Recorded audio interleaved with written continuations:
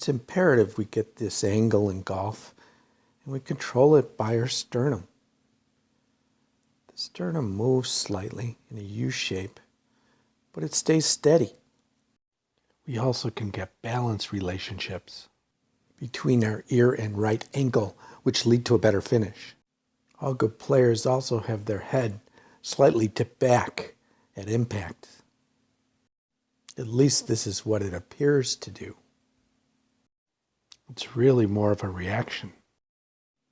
Another thing we see in all long straight hitters is the right arm bent, the right wrist dorsiflexion, and the right index finger pointed downward with a large space underneath the arms.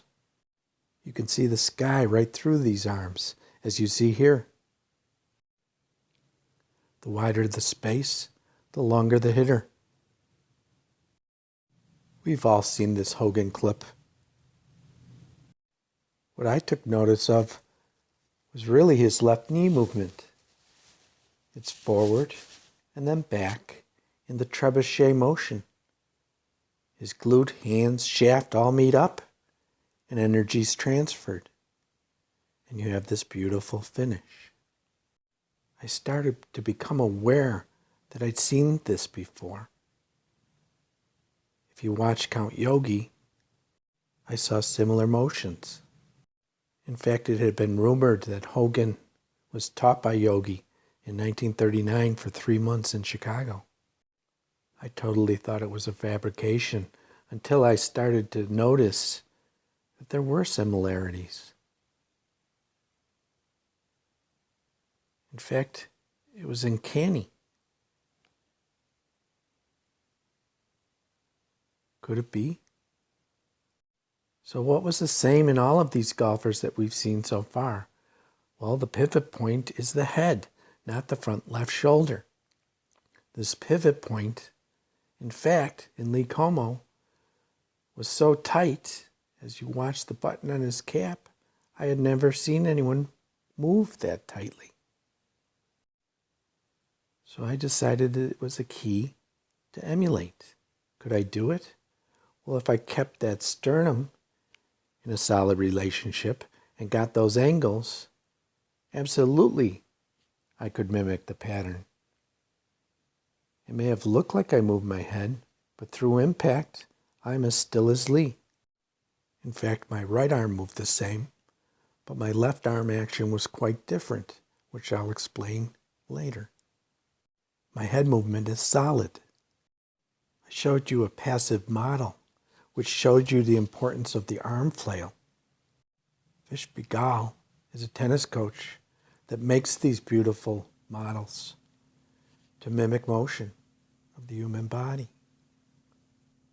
It makes it easier to conceptualize the mechanical principles. When I first saw this, the motions reminded me of Nolan Ryan and Tom Seaver. Tom Seaver used to lead with his chest when he pitched.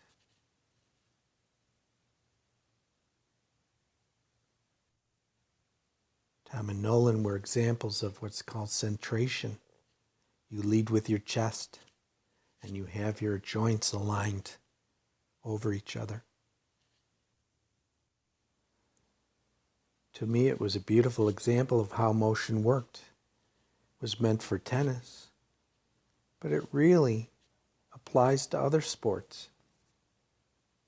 One of my main thoughts was, well, why couldn't this apply to golf?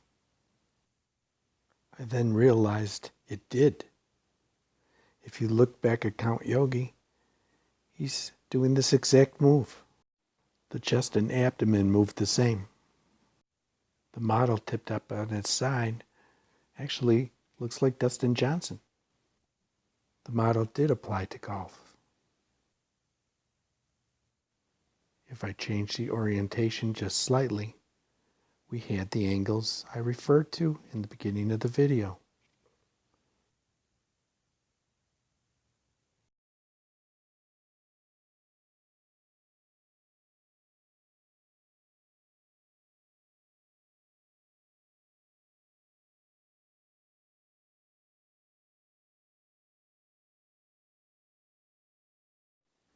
So what's really important? Awareness and feel. It's after the first snow. We're going to get snow this afternoon. So I thought I'd get this video in. We'll do part 3. So I showed you the angle, how important that is. So it's just control of your sternum. Okay? So when you bend your sternum this way towards the ground, your rear end goes out. Okay? And you get that angle. It's fairly simple. Drop the club down. You're going to have that angle where I'm talking about, the 23 degrees and then 90 degrees from here up. And then your torso tilts.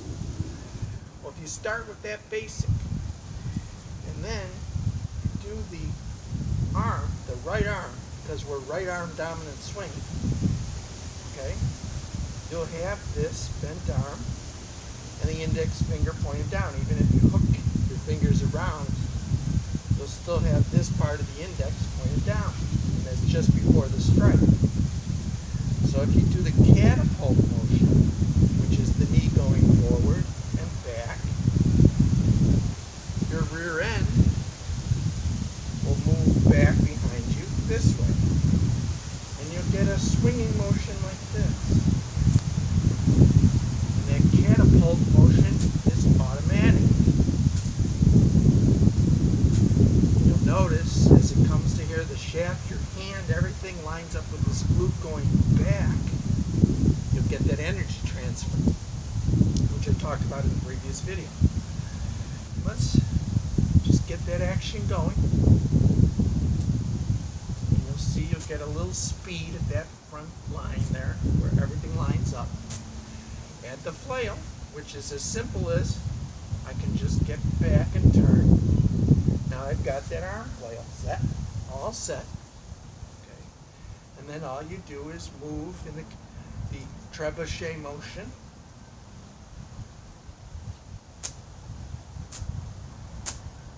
Because I'm bent at the right angle, my club scrapes the ground.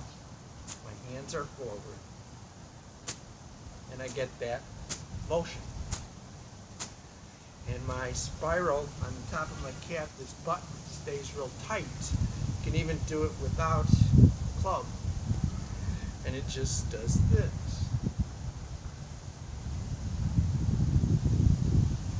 So I've got all those angles that I showed you.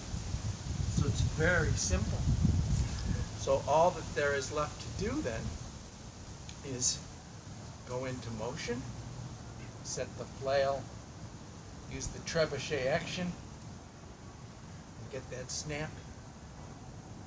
Come to the finish, you'll be pulled by momentum.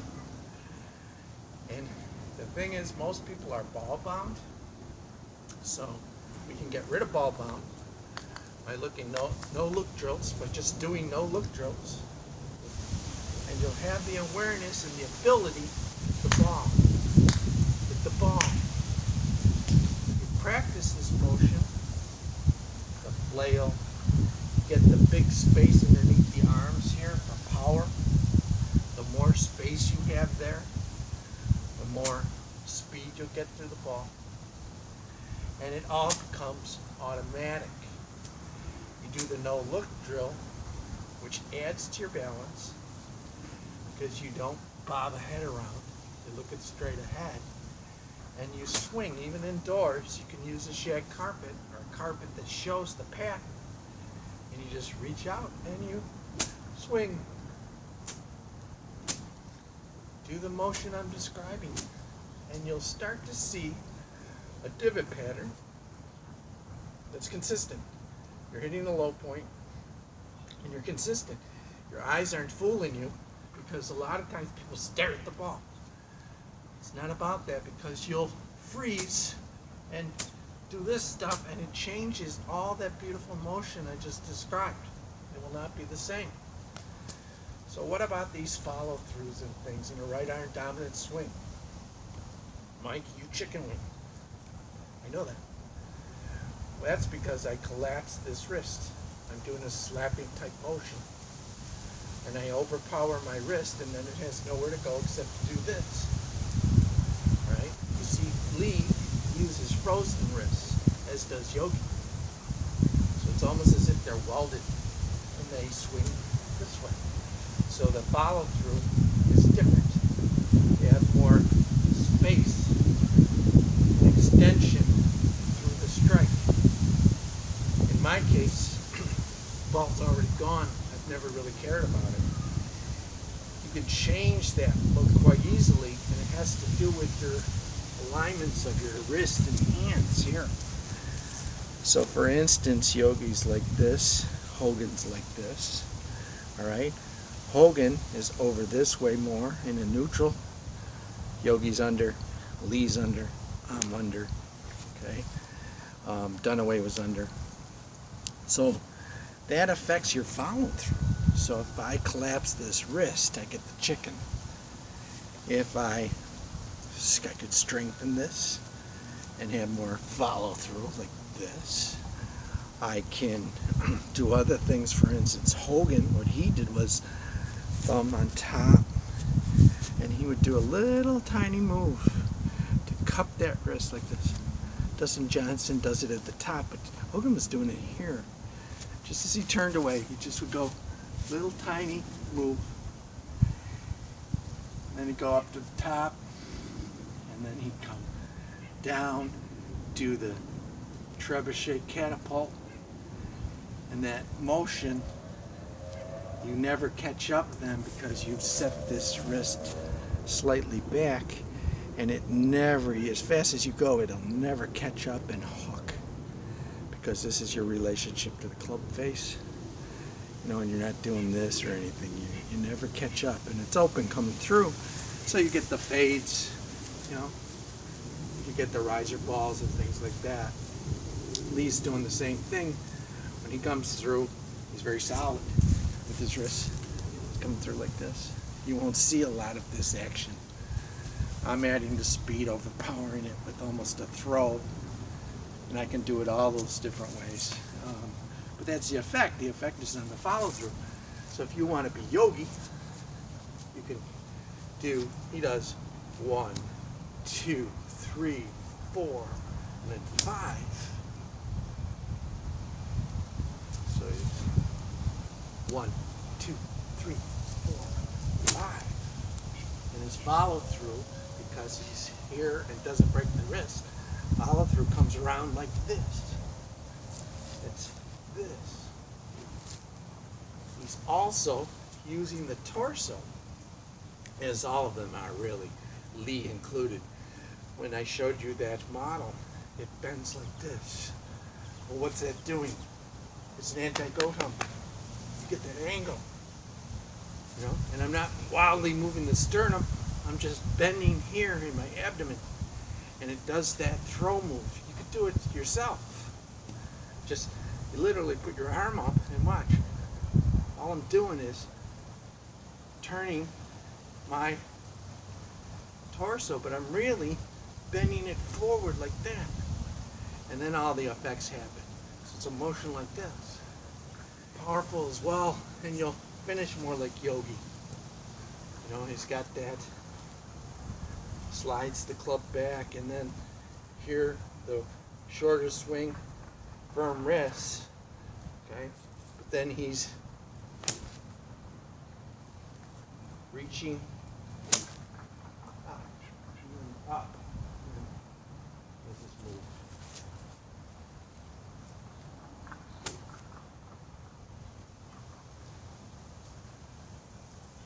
So Lee does the firm wrist. Comes about here, he goes back a little further, firm wrist, and he'll come to here. Right about this level here with his hands. So it's this, look. And then come up. Momentum pulls him up. Hogan, because of that wrist and what he told us his secret actually, his hands being over like this, neutral grip, but this quick cupping move as he's turning, you don't see it. It's there in front of us, but we don't see it. So he's cupping, so he's never going to catch up with this club face. It's going to be open as he comes through. And what that does is your finish changes. So all of a sudden, He torques up on this right leg, but he does the same trebuchet movements, and then you finish higher. Get that look.